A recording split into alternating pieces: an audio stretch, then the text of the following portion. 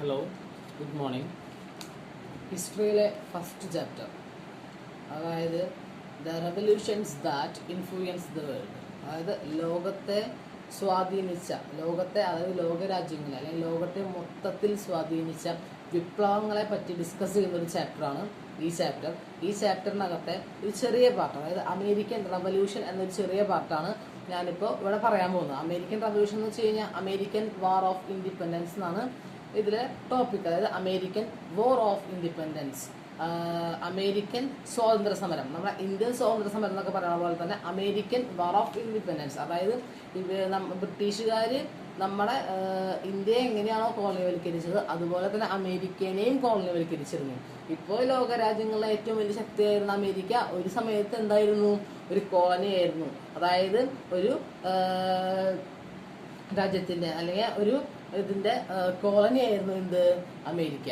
അപ്പോൾ America colony ആവാനുള്ള ഏറ്റവും പ്രധാനപ്പെട്ട കാരണങ്ങളും അതിന്റെ ഇമ്പാക്റ്റും അതിൻ്റെ ഇടയിൽ നടന്ന മറ്റ് റിവോൾട്ട് വോർ അതിനെ പറ്റിയിട്ടൊക്കെയാണ് എന്താണ് ഈ അമേരിക്കൻ വാർ ഓഫ് ഇൻഡിപെൻഡൻസ് എന്ന ചെറിയ ടോപ്പിക്കിൽ പറയാൻ പോകുന്നത്. അപ്പോൾ അമേരിക്കൻ വാർ ഓഫ് ഇൻഡിപെൻഡൻസ് തുടങ്ങാൻ പ്രധാനപ്പെട്ട കാരണം എന്ന് വെച്ച് കഴിഞ്ഞാൽ യൂറോപ്യൻസ് നമ്മുടെ നോർത്ത് അമേരിക്കയിലേക്ക് മൈഗ്രേറ്റ് ചെയ്തുകൊണ്ടാണ് എന്തുണ്ടാവുന്നത്? അമേരിക്കൻ വാർ ഓഫ് ഇൻഡിപെൻഡൻസ് ഉണ്ടാവുന്നത്. എന്തിനു വേണ്ടിയിട്ടാണ് യൂറോപ്യൻസ് എന്ത് ചെയ്യുന്നത്? അമേരിക്കയിലേക്ക്, അതായത് നോർത്ത് അമേരിക്കയിലേക്ക് മൈഗ്രേറ്റ് ചെയ്യുന്നത്? To sell their products and collect raw materials. അതായിരുന്നു ഏറ്റവും പ്രധാനപ്പെട്ട യൂറോപ്യൻസിന്റെ ഏറ്റവും പ്രധാനപ്പെട്ട എയിമുകളിൽ ഒന്നായിരുന്നു എന്ത്? ഈ പറയുന്ന അവരുടെ പ്രൊഡക്റ്റ് സെല് ചെയ്യുകയും അതുപോലെ തന്നെ അവിടെ നിന്നുള്ള റോ മെറ്റീരിയൽസ് കളക്ട് ചെയ്യുകയും എന്ന് പറയുന്നത്. അതായത് ഈ യൂറോപ്യൻസ് ഏറ്റവും കൂടുതൽ ഡെവലപ്പ് ചെയ്തിട്ടുള്ളത് ഇൻഡസ്ട്രിയൽ ഡെവലപ്മെന്റ് ആയിരുന്നു യൂറോപ്പിൽ നടന്നിട്ടുള്ളത്. അതായത് മെഷീനറീസ്, അയേൺ ഗുഡ്സ്, മെഷീൻസ്, അവർ ഏറ്റവും കൂടുതൽ പ്രൊഡ്യൂസ് ചെയ്തിട്ടുണ്ടായിരുന്നത് ഈ സംഭവങ്ങളായിരുന്നു. ഇൻഡസ്ട്രിയലൈസേഷൻ ആയിരുന്നു ഏറ്റവും കൂടുതലായിട്ട് ഡെവലപ്മെന്റ് സൃഷ്ടിച്ചതും അവരുടെ വെൽത്തിന് കാരണമായിരുന്നു. യൂറോപ്യൻസിന്റെ വെൽത്തിന് കാരണമായിട്ട് ഇൻഡസ്ട്രിയലൈസേഷൻ ആയിരുന്നു, ഇൻഡസ്ട്രിയൽ ഡെവലപ്മെന്റ്സ് ആയിരുന്നു. അപ്പോൾ അവരുടെ പ്രൊഡക്ട്സ് അവരവിടെ തന്നെ മേക്ക് ചെയ്ത്, യൂറോപ്പിൽ തന്നെ മേക്ക് ചെയ്ത് സെല് ചെയ്യുന്നുണ്ടെങ്കിലും അവരുടെ വെൽത്ത് കൂട്ടാനായിട്ട്, അവരുടെ ട്രേഡിന് വെൽത്ത് കൂട്ടാനും അവരുടെ രാജ്യത്തിന്റെ വെൽത്ത് കൂട്ടാനും വേണ്ടിയിട്ട് അവരുടെ ട്രേഡ് അവർ വൈഡ് സ്പ്രെഡ് ചെയ്തു. എങ്ങോട്ട്? മറ്റു രാജ്യങ്ങളിലേക്ക്. അങ്ങനെ 16th സെഞ്ചുറിയിൽ 16ാം നൂറ്റാണ്ടിലാണ് നോർത്ത് അമേരിക്കയിലേക്ക് യൂറോപ്യൻസ് കുടിയേറി പാർക്കുന്നത്. അപ്പൊ അവരുടെ മെയിൻ എയിം, ആ കുടിയേറി പാർത്തുകൊണ്ടിരിക്കുന്ന സമയത്ത് അവരുടെ മെയിൻ എയിം ആയിരുന്നു എന്ത്? മെയിൻ എയിം എന്ന് പറയുന്നത് ഈ അവരുടെ ഗുഡ്സ്, അതായത് മേജർ എന്ന് വെച്ച് കഴിഞ്ഞാൽ എക്സ്പ്ലോയിറ്റ് റിസോഴ്സസ്, അവർന്നുള്ള റിസോഴ്സസ്, അവിടുത്തെ റിസോഴ്സസ് എല്ലാം എക്സ്പ്ലോയിറ്റ് ചെയ്യുക. അതായത് ഗുഡ്സ് എല്ലാം അവിടുന്ന് ചകഞ്ഞെടുക്കുക. നമ്മുടെ റിസോഴ്സസ് എല്ലാം കൊണ്ടുപോയ പോലെ അമേരിക്കയിൽ നിന്നുള്ള എല്ലാ സോഴ്സസും അവർ യൂറോപ്പിലേക്ക് കൊണ്ടുപോകുന്നുള്ള ഒരു ടീമും അതുപോലെ തന്നെ ഇവരുടെ ഈ ഗുഡ്സും ഇവരുടെ പ്രൊഡക്ട്സ് എല്ലാം സെല് ചെയ്യുക എന്നുള്ളതും. പക്ഷെ ഇതിന്റെ ഭാഗമായിട്ട് എന്ന് വെച്ച് കഴിഞ്ഞാൽ ഒരുപാട് ഈ അമേരിക്കൻസിനെ യൂറോപ്യൻസ് ത്രട്ടൻ ചെയ്യുന്നുണ്ട്. അവരെ ഭയങ്കരമായിട്ട് ഹ്യൂമിലിയേറ്റ് ചെയ്യുന്നുണ്ട്, അല്ലാതെ അടിച്ചേൽപ്പിക്കുകയാണ്. കാരണം കുടിയേറി പാർത്ത ആൾക്കാർ മൊത്തത്തിൽ എന്ത് ചെയ്തു? അവരുടെ ആ കുടിയേറി പാർത്തവര് ആ നാടിന് അധികാരം സ്ഥാപിച്ചെടുക്കുകയാണ്. 18ാം നൂറ്റാണ്ടോട് കൂടിയിട്ട് ആ നോർത്ത് അമേരിക്കനെ മൊത്തത്തിൽ യൂറോപ്പിന്റെ ഒരു കോളനിയാക്കി മാറ്റി. ഈ കുടിയേറി പാർത്ത ആൾക്കാർ മൊത്തത്തില് അവിടെ ഉണ്ടായിരുന്ന ആൾക്കാരെ അടിച്ചമർത്തി അധികാരം സ്ഥാപിച്ചു, ഗവൺമെന്റ് രൂപീകരിച്ച് അവർ റൂൾ ചെയ്യാൻ തുടങ്ങി. With the help of their motherland. അതായത് യൂറോപ്യൻസിന്റെ മാതൃരാജ്യം, അതായത് ബ്രിട്ടന്റെ ഹെൽപ്പോട് കൂടിയിട്ടാണ് ഇതൊക്കെ ചെയ്യുന്നത്. ഈ ട്രേഡിനൊന്നുകൂടെ വെൽത്ത് കൂട്ടാൻ വേണ്ടിയിട്ട് യൂറോപ്യൻസ് എന്താ ചെയ്തെന്ന് അറിയാം? ദേ പ്രിപ്പയർഡ്, അല്ലെങ്കിൽ അവര് ഒരു ലോക്ക് രൂപം കൊടുത്തു. They formed a law. എന്താണ് ആ ലോയുടെ പേര്? Mercantilist law. ആര് രൂപീകരിച്ചു? യൂറോപ്യൻസ് രൂപീകരിച്ചു. എന്താണ് mercantilist law? The law that known as trade law, വ്യാപാര നിയമം എന്നാണ് മെർക്കന്റലിസ്റ്റ് ലോ എന്ന് പറയാം. അതായത് മെർക്കന്റലിസ്റ്റ് ലോനെ വ്യാപാര നിയമം എന്നാണ് പറയാം. വ്യാപാരം ചെയ്യാനായിട്ടുള്ള നിബന്ധനകൾ കൊണ്ടുവരികയാണ് ചെയ്യുന്നത്. എന്ത് നിബന്ധനകളാണ് കൊണ്ടുവരുന്നത്? The goods that carried or to the goods to and from the colonies must be carried only in British ships or the ships built in European colonies. ഇപ്പോൾ നോർത്ത് അമേരിക്കയിൽ നിന്ന് അങ്ങോട്ട് ഗുഡ്സ് കൊണ്ടുപോവാണെങ്കിലും ഇങ്ങോട്ട് ഗുഡ്സ് കൊണ്ടുവരണമെങ്കിലും ഒന്നില്ലെങ്കിൽ ബ്രിട്ടീഷിന്റെ അതായത് യൂറോപ്പിന്റെ ഷിപ്പിൽ മാത്രമേ കൊണ്ടുപോകാനും കൊണ്ടുവരാനും പറ്റൂ. അല്ലെങ്കിൽ ആ കോളനിയിൽ നിർമ്മിക്കപ്പെട്ട യൂറോപ്യൻസിന്റെ ഷിപ്പിൽ മാത്രമാണ് അത് അങ്ങോട്ടും ഇങ്ങോട്ടും കയറ്റുമതി ഇറക്കുമതി ചെയ്യാൻ പറ്റുള്ളൂ. മറ്റൊരു ഷിപ്പിലും ഇവരുടെ ഈ ഗുഡ്സ് ഇമ്പോർട്ട് ചെയ്യാനോ എക്സ്പോർട്ട് ചെയ്യാനോ സാധിക്കില്ല. അതാണ് ഒന്നാമത്തെ ലോ. രണ്ടാമത്തെ ലോ എന്ന് വെച്ച് കഴിഞ്ഞാൽ the product of the colonies like sugar, wool, cotton, tobacco etcetera. അതായത് ഈ പറയുന്ന ഷുഗർ, പഞ്ചസാര, വൂള്, കോട്ടൺ, അതുപോലെ തന്നെ ഈ പുകയില ഉൽപ്പന്നങ്ങള് അങ്ങനെ എങ്ങോട്ട് മാത്രമേ കയറ്റുമതി ചെയ്യാൻ പറ്റുള്ളൂ.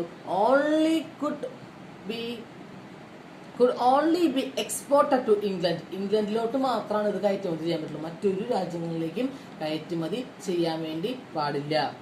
അടുത്തതെന്ന് വെച്ചാൽ the British stamp must be affixed on all legal documents. അതായത് എല്ലാ ലീഗലായിട്ടുള്ള ഡോക്യുമെന്റ്സിലും എന്ത് വേണം? ബ്രിട്ടീഷുകാരെ സ്റ്റാമ്പ് വേണം. ന്യൂസ് പേപ്പറിൽ ബ്രിട്ടീഷുകാരെ സ്റ്റാമ്പ് വേണം, അല്ലെങ്കിൽ അത് അവിടെ നിർമ്മിക്കാൻ വേണ്ടി സാധിക്കില്ല. പാംപ്ലെറ്റ്സ്, കമ്പികൾ ഉണ്ടല്ലോ, ഈ കത്തുകൾ, അതിലും എന്ത് വേണം? ബ്രിട്ടീഷുകാരെ സ്റ്റാമ്പ് വേണം. ലൈസൻസ്, ഇപ്പൊ ഒരു കട എടുക്കുന്നുണ്ടെങ്കിൽ, പുതിയതായിട്ട് ഇതിലൊരു സ്ഥാപനം തുടങ്ങുന്നുണ്ടെങ്കിൽ അതിന് ലൈസൻസ് കൊടുക്കില്ല. ആ ലൈസൻസിലും എന്ത് വേണം? ബ്രിട്ടീഷുകാരെ സ്റ്റാമ്പ് വേണം. ബ്രിട്ടീഷുകാരെ സ്റ്റാമ്പ് ഇല്ലാണ്ട് ഒന്നും അവിടെ ലീഗലായിട്ട് ചെയ്യാൻ പറ്റില്ല എന്നാണ് ബ്രിട്ടീഷുകാർ ഈ ലോയിലൂടെ നോർത്ത് അമേരിക്കൻസിനെ വരെ അടിച്ചേൽപ്പിച്ചത്. പിന്നെ the colonies must provide food and the quarters for the British troops which were maintained in the colonies. അപ്പൊ ഈ കോളനിയിൽ അല്ല എന്ത് പ്രശ്നങ്ങളാണെങ്കിലും ബ്രിട്ടീഷുകാർക്ക് എന്തെങ്കിലും പ്രശ്നം വന്നു കഴിഞ്ഞാൽ അതിനെ അടിച്ചമർത്താൻ വേണ്ടിയിട്ട് അവര് കൊണ്ടുവന്ന നിയമങ്ങളും പോളിസീസ് എല്ലാം മെയിൻറ്റെയിൻ ചെയ്ത് കൊണ്ടുപോകാൻ വേണ്ടിയിട്ട് യൂറോപ്യൻ ആർമീനെ എവിടെ നിയമിച്ചിട്ടുണ്ട്? നോർത്ത് അമേരിക്കയിൽ നിയമിച്ചിട്ടുണ്ട്. അപ്പൊ നമ്മുടെ ഇവിടെയൊക്കെ ഒരു ആർമി നിയമിക്കുകയാണെങ്കിൽ നമ്മൾ തന്നെ വേണമല്ലോ. അവർക്ക് വേണ്ട ഫുഡും അവർക്ക് വേണ്ട താമസിക്കാനുള്ള ക്വാറീസ് എല്ലാം നമ്മൾ തന്നെ വേണമല്ലോ കൊടുക്കാം. പക്ഷെ ഇവിടെ നോർത്ത് അമേരിക്കൻസ് തന്നെ കൊടുക്കണം. യൂറോപ്യൻസ് കൊടുക്കില്ല, നോർത്ത് അമേരിക്കൻസ് തന്നെ കൊടുക്കണം എന്നാണ് പറയണത്. പിന്നെ import tax must be paid for the import of the tea, glass, paper. Glass അതുപോലെ തന്നെ പേപ്പർ. ഈ യൂറോപ്പിൽ നിന്ന് ഇമ്പോർട്ട് ചെയ്യുന്ന ചായല, ഗ്ലാസ്, പേപ്പർ, ഇതിനൊക്കെ എന്ന് വെച്ച് കഴിഞ്ഞാൽ ഇമ്പോർട്ട് ചെയ്യുമ്പോൾ അവരാണ് ടാക്സ് അടയ്ക്കുന്നത്. പക്ഷെ ഇവിടെ നേരെ തിരിച്ചാണ്. നമ്മുടെ നാട്ടില് അതായത് നോർത്ത് അമേരിക്കയില് ഇമ്പോർട്ട് ചെയ്യാൻ വേണ്ടി നോർത്ത് അമേരിക്കൻസ് തന്നെ ടാക്സ് കൊടുക്കാം, യൂറോപ്യൻസ് തരില്ല എന്ന്.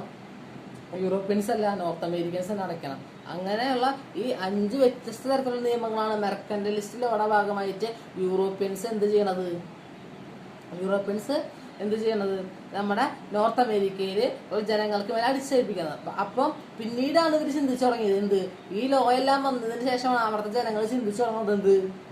ഇപ്പൊ ഈ കോളനി വലിക്കരിപ്പിച്ചത് നല്ലതിനല്ല, അവരുടെ എല്ലാ സ്വാതന്ത്ര്യങ്ങളും ഇല്ലാതാക്കുന്ന രീതിയിലാണ് എന്ത് ഈ ഒരു കോളനി വൽക്കരണം മുന്നോട്ട് പോയിക്കൊണ്ടിരിക്കുന്നതെന്ന് ആർക്ക് തോന്നുന്നത്? ഈ നോർത്ത് അമേരിക്കൻസ് ജനങ്ങൾക്ക് അപ്പോഴാണ് മനസ്സിലായി തുടങ്ങിയത്. അപ്പോഴാണ് ചില തിങ്കേഴ്സ്, ചില ഫിലോസഫേഴ്സ്, ചില ഐഡിയോളജീസ് പുറത്തു കൊണ്ടുവന്നത്. അപ്പൊ ആ കാലഘട്ടത്തില് ഈ 18ാം നൂറ്റാണ്ടിന്റെ പകുതിയോട് കൂടിയിട്ടാണ് ഈ തിങ്കേഴ്സ് ഇത്തരത്തിലുള്ള അവരുടെ തിങ്കിങ് എല്ലാം പുറത്തു കൊണ്ടുവരുന്നത്. അതിൽ ഏറ്റവും പ്രധാനപ്പെട്ട ഒരു തിങ്കറാണ് ജെയിംസ് ഓട്ടിസ്. ആൾ പറഞ്ഞൊരു ഏറ്റവും പ്രധാനപ്പെട്ട ഒരു കാരണം എന്ന് വെച്ച് കഴിഞ്ഞാൽ, ഏറ്റവും പ്രധാനപ്പെട്ട ഒരു ആശയം എന്ന് വെച്ച് കഴിഞ്ഞാൽ നോ ടാക്സേഷൻ വിത്തൗട്ട് റെപ്രസെന്റേഷൻ. ഈ ഒരു സ്ലോഗൻ ആണ് തുടക്കം കുറിക്കുന്നത് എന്തിന്? അമേരിക്കൻ റിവോൾട്ടിന്. അമേരിക്കയിലുള്ള നോർത്ത് അമേരിക്കയിലുള്ള ആളുകൾ യൂറോപ്യൻ ഭരണത്തിന് എതിരാണ് എന്ന് പറഞ്ഞു വയ്ക്കുന്ന ഏറ്റവും പ്രധാനപ്പെട്ട ഒരു സ്ലോഗനാണ് ജെയിംസ് ഓട്ടിസിന്റെ നോ ടാക്സേഷൻ വിത്തൗട്ട് റെപ്രസെന്റേഷൻ. അതായത് ഞങ്ങളുടെ പ്രാതിനിധ്യം ഇല്ലാതെ ഏതെങ്കിലും പബ്ലിക്കായിട്ടുള്ള ഏത് സ്ഥാപനത്തിലാണെങ്കിലും ഞങ്ങളുടെ പ്രാതിനിധ്യം വേണം. അതായത് നോർത്ത് അമേരിക്കൻസിന്റെ പ്രാതിനിധ്യം വേണം. ഗവേണിംഗ് റൂളിലാണെങ്കിൽ കൂടെ ഞങ്ങളുടെ പ്രാതിനിധ്യം വേണം, ഞങ്ങൾക്കൊരു റെപ്രസെന്റേറ്റീവ് വേണം. അല്ലാതെ നിങ്ങൾ ഉന്നയിക്കുന്ന യാതൊരു തരത്തിലുള്ള ടാക്സും അടക്കില്ല എന്നാണ് അവർ പറഞ്ഞു വെച്ചത്. 18-ാം നൂറ്റാണ്ടിന്റെ പകുതിയാകുമ്പോഴേക്കും ഈ ഒരു സ്ലോഗൻ നോർത്ത് അമേരിക്കൻ രാജ്യങ്ങളിലെ ഒട്ടാകെ കീഴടക്കി. ഇതുപോലെ തന്നെ മറ്റു ചില തിങ്കേഴ്സും അവരുടെ ഐഡിയോളജീസ് പറയുന്നുണ്ട്. അതായത് ജെയിംസ് ഓട്ടിസിനെ പോലെ തന്നെ വേറെ ജോൺ ലോക്ക് എന്ന് പറയുന്നത് വെച്ച് കഴിഞ്ഞാൽ everyone has the fundamental rights, no government had the right to suspend them. അതായത് എല്ലാ മനുഷ്യനും അവൻ്റെതായിട്ടുള്ള മൗലിക അവകാശങ്ങളുണ്ട്. അത് യാതൊരു തരത്തിലുള്ള ഭരണാധികാരികൾക്കോ ഏത് രാജ്യം ഭരിക്കുന്ന ആർക്കോ ഏത് അധികാരത്തിനോ ഭരണാധികാരികൾക്കോ ഭരണത്തിനോ ആ മൗലിക അവകാശങ്ങളെ സസ്പെൻഡ് ചെയ്യാൻ ഇല്ലാതാക്കാനുള്ള അവകാശമില്ലെന്ന് പറഞ്ഞു വെച്ചതാണ് ജോൺ ലോക്ക്. അതുപോലെ തന്നെ മറ്റൊരു തിങ്കറും കൂടി ഉണ്ടായിരുന്നു, തോമസ് പെയിന്റെ ആ തിങ്കിങ് ഐഡിയോളജിയാണ് അമേരിക്കൻ റവല്യൂഷനെ ഏറ്റവും കൂടുതൽ ഊന്നലാക്കാൻ ശക്തിപ്പെടുത്താനുള്ള കാരണം. എന്താണത്? There is something absurd in supposing a continent be potentially governed by a foreign power. അതായത് ഇയാൾ പറഞ്ഞ എന്താണെന്ന് വെച്ച് കഴിഞ്ഞാൽ, തോമസ് പെയിൻ പറഞ്ഞ എന്താണെന്ന് വെച്ച് കഴിഞ്ഞാൽ, there is something absurd in supposing a continent to be perpetually governed by a foreign power. അതായത് ഏതെങ്കിലും ഒരു വിദേശ ശക്തി അല്ലെങ്കിൽ കുടിയേറിപ്പാർത്ത ഏതെങ്കിലും ഒരു വിദേശ ശക്തിക്ക് കീഴടങ്ങിക്കൊണ്ട് ജീവിക്കുക എന്നത് ഒരു യുക്തിക്ക് ചേർന്ന കാര്യമല്ല. കാരണം എവിടുന്നോ കയറി വന്ന ആൾക്കാർ നമുക്ക് മേലെ അധികാരം സ്ഥാപിച്ചുകൊണ്ട് നമ്മളെ ഗവേൺ ചെയ്യുന്നത്, നമ്മളെ ഭരിക്കുന്നത് യുക്തിക്ക് ചേർന്ന കാര്യമല്ല. ഇതിനെതിരെ ശക്തമായി പോരാടണമെന്ന ഒരു ഐഡിയോളജി നോർത്ത് അമേരിക്കൻസിന് കൊടുത്ത വ്യക്തിയുടെ പേരാണ് തോമസ് പെയിൻ. ഈ ഐഡിയോളജിക്ക് ശേഷമാണ് അല്ലെങ്കിൽ ആളുടെ വ്യൂ ഓഫ് തിങ്കിങ്ങിന് ശേഷമാണ് അമേരിക്കൻ റവല്യൂഷന് ഒരു ഊന്നൽ കൊടുത്തത്, ശക്തി കൊടുത്തത്, ജീവനൊന്നും കൂടെ വെച്ചത്. അപ്പോൾ അതിനുശേഷം 1774 കോണ്ടിനെന്റൽ കോൺഗ്രസ് രൂപീകരിക്കുകയാണ്. എന്താണ് continental Congress? The representatives of all colonies except Georgia met at Philadelphia in 1774 to protest against the policies and rules imposed by the England. ഇതിനെ പറയാ. അപ്പോൾ 1774 13 കോളനികൾ ഉണ്ടായിരുന്നില്ല. അതിൽ ഒരു കോളനി ഒഴിച്ച്, അതായത് ജോർജിയ ഒഴിച്ച് ബാക്കി എല്ലാ കോളനികളും ഫിലാഡൽഫിയയില് ഒത്തുചേരുകയാണ്. അതായത് ആ കോളനികളെല്ലാം റെപ്രസെന്റ് ചെയ്ത് വന്ന ആളുകൾ 1774 ഫിലാഡൽഫിയയില് ഒത്തുകൂടാണ്. എന്തിനു വേണ്ടിയിട്ട്? To protest against the British rule. അപ്പോൾ ഈ ഒത്തുചേരലിനെ 1774 ഈ ഒത്തുചേർന്നതിനെ പറഞ്ഞ പേരാണ് ദി ഫസ്റ്റ് കോണ്ടിനെന്റൽ കോൺഗ്രസ്. ഈ ഒത്തുചേർന്നതിന്റെ ഭാഗമായിട്ട് ഇംഗ്ലണ്ടിലെ, അതായത് ബ്രിട്ടനിലെ രാജാവിന് ഒരു കത്ത് അയക്കുന്നുണ്ട്. അതായത് ബ്രിട്ടീഷ് പോളിസീസും റൂൾസും എല്ലാം ഒന്ന് ഇങ്ങനെ ഇമ്പോസ് ചെയ്യുന്ന രൂപത്തിലാവരുത്, ഇതിനൊന്ന് കുറച്ച് അയവ് ഞങ്ങൾക്ക് വേണം. അതുപോലെ തന്നെ എന്തെങ്കിലും പുതിയ പോളിസീസ് എല്ലാം ഇമ്പോസ് ചെയ്യുന്നുണ്ടെങ്കിൽ, എന്തെങ്കിലും പോളിസീസ് അവിടെ വരുന്നുണ്ടെങ്കിൽ, ലോ വരുന്നുണ്ടെങ്കിൽ ഞങ്ങളുടെ അറിവോടെ കൂടെ മാത്രമാകണം, അല്ലെങ്കിൽ ഇതുകൂടെ സമ്മതിക്കില്ല, ഞങ്ങളുടെ പ്രൊട്ടസ്റ്റ് കൊണ്ടുവരും എന്ന രീതിക്ക് ബ്രിട്ടീഷ് രാജാവിന്, അതായത് കിങ് ഓഫ് ദ യൂറോപ്പിന് ആര് കത്തയക്കുന്നുണ്ട്? ഈ പ്രൊട്ടസ്റ്റേഴ്സ്, ഈ റെപ്രസെന്റേറ്റീവ്സ് കത്തയക്കുന്നുണ്ട്. പക്ഷെ രാജാവ് എന്താ ചെയ്തത്? രാജാവ് ഇത്രമാത്രം ചെയ്തുള്ളൂ, യൂറോപ്പിൽ നിന്ന് ഒരു നല്ലൊരു ആർമീനെ കൊണ്ടുവന്നിട്ട് ആ പ്രൊട്ടസ്റ്റ് എല്ലാം അടിച്ചമർത്തണം ചെയ്തു, സപ്രസ് ചെയ്തു. പക്ഷെ അടുത്ത വർഷം, പിറ്റേ വർഷം തന്നെ 1774 ഇവരെന്ത് ചെയ്തു? എന്തായാലും ഒരു ആർമീനെ കൊണ്ടുവന്നു, നമുക്കും ഒരു ശക്തമായ ഒരു ആർമി വേണമെന്ന് പറഞ്ഞിട്ട് ഒരു സെക്കൻഡ് കോണ്ടിനെന്റൽ കോൺഗ്രസ് രൂപീകരിച്ച് ഒരു കോണ്ടിനെന്റൽ ആർമിക്ക് ജന്മം കൊടുത്തു. അതിന്റെ ആർമി ചീഫായിരുന്നു ജോർജ് വാഷിങ്ടൺ ആയിരുന്നു ആ ആർമിയുടെ ഹെഡ്. അത് എന്നിട്ട് ജോർജ് വാഷിങ്ടൺ ആയിരുന്നു ആർമി ഹെഡ്. ജോർജ് വാഷിങ്ടൺ ആയിരുന്നു. ഇതിന് ശേഷം ഇവര് ഡിക്ലെയർ ചെയ്യാണ്. ഇവര് 1776 പിന്നത്തെ വർഷം തന്നെ 1776 തന്നെ നോർത്ത് അമേരിക്കൻസ് ഡിക്ലെയർ ചെയ്യാണ്, സെൽഫ് ഇൻഡിപെൻഡൻസ് അവർ ഡിക്ലെയർ ചെയ്തു. ഞങ്ങൾക്ക് യൂറോപ്യൻസിന്റെ ഡിക്ലറേഷൻ ഒന്നും വേണ്ട, ഞങ്ങളെ ഡിക്ലെയർ ചെയ്യാന്ന് പറഞ്ഞിട്ട് ദേ declared the American Continental Congress issued the famous Declaration of Independence on 4th July 1776. 1776 4th ജൂലൈയിലാണ് ഈ ഒരു ഡിക്ലറേഷൻ കൊണ്ടുവരുന്നത്. This declaration was framed by, this declaration was prepared by Thomas Jefferson and Benjamin Franklin. ഈ ഒരു declaration മുന്നോട്ട് വയ്ക്കുന്ന ആരാണ്? Thomas ജെഫേഴ്സണും Benjamin ഫ്രാങ്ക്ലിനും. അപ്പോൾ പൊതുവെ ഇങ്ങനെ ഒരു ഡിക്ലറേഷൻ വന്നു എന്തുണ്ടാവും? അത് അടിച്ചമർത്താൻ, ആ ഒരു പ്രൊട്ടസ്റ്റ് അടിച്ചമർത്താൻ വേണ്ടിയിട്ട് വീണ്ടും ആർമീനെ ട്രൂപ്സിനെ ഇറക്കി കഴിഞ്ഞാൽ ഇപ്പൊ നോർത്ത് അമേരിക്കൻസിന്റെ കൂടെയും അവരുടേതായിട്ട് ഒരു ആർമി ഉണ്ട്, യൂറോപ്യൻസിന്റെ ഭാഗത്തും ആർമി ഉണ്ട്. അപ്പൊ എന്തുണ്ടാവും?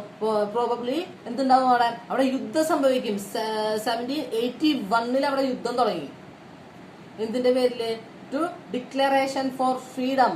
ആർക്ക്? നോർത്ത് അമേരിക്കൻസിന് സ്വാതന്ത്ര്യം വേണമെന്ന് പറഞ്ഞിട്ട് അവിടെ 1781 യൂറോപ്യൻസും നോർത്ത് അമേരിക്കൻസുമായിട്ടുള്ള യുദ്ധം തുടങ്ങാണ്. ആ യുദ്ധത്തിൽ എന്ത് സംഭവിക്കുകയാണ്? നോർത്ത് അമേരിക്കൻസ് ജയിക്കുകയാണ്, യൂറോപ്യൻസ് തോൽക്കുകയാണ് ചെയ്യണത്. അപ്പോ 1783 ഈ യുദ്ധം അവസാനിക്കുന്നത്. 1781 തുടങ്ങിയ യുദ്ധം അവസാനിക്കുന്നത് 1783 ഈ യുദ്ധം അവസാനിക്കുന്നത് വിത്ത് ട്രീറ്റി ഓഫ് പാരീസ്. ഈ യുദ്ധം അവസാനിച്ചതിന്റെ ഭാഗമായിട്ട് ഒരു ഉടമ്പടി തയ്യാറാക്കുകയാണ്. ആ ഉടമ്പടിയുടെ പേരാണ് പാരീസ് ഉടമ്പടി, ട്രീറ്റി ഓഫ് പാരീസ്. ഇതിന്റെ ഭാഗമായിട്ട് എന്താണ്? ഈ നോർത്ത് അമേരിക്കൻസിന് യൂറോപ്പുമായിട്ട് ഒരു ബന്ധമില്ല.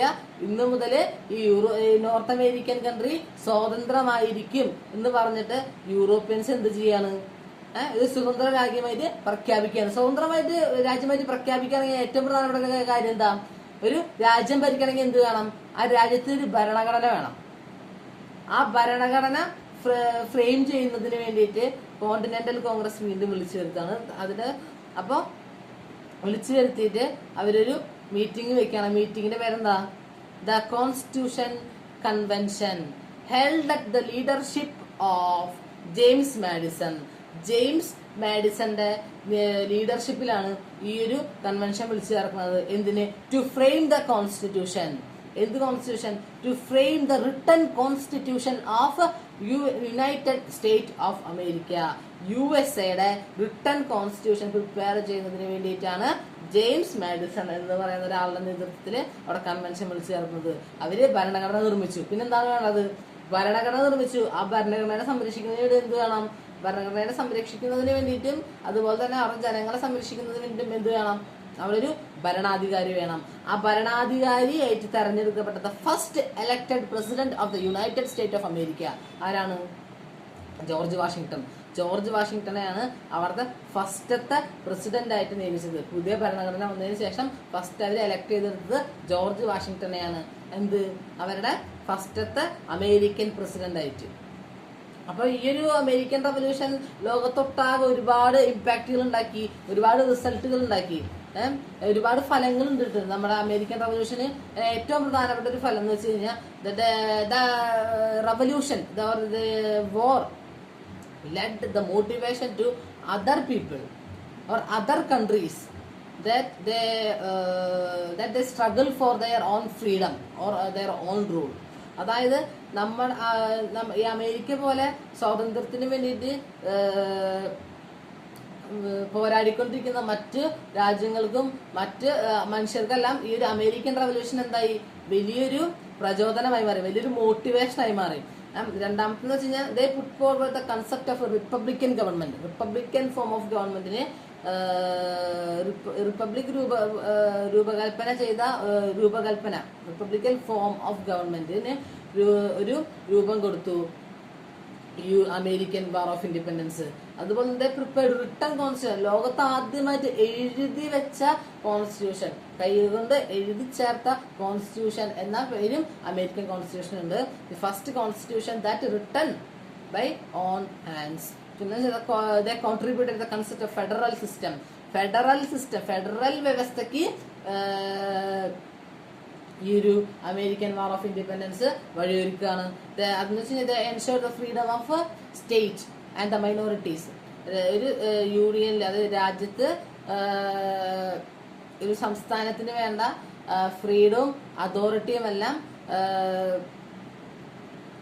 വേണം എന്നൊരു കൺസെപ്റ്റ്, അങ്ങനെ ഒരു ഫെഡറൽ കൺസെപ്റ്റ്, ഫെഡറൽ സിസ്റ്റം കൊണ്ടുവന്നത് ഈ അമേരിക്കൻ വാർ ഓഫ് ഇൻഡിപെൻഡൻസ് ആണ്. Okay, thank you. ഈ ഒരു പാർട്ടോടെ അവസാനിക്കുകയാണ്. Thank you.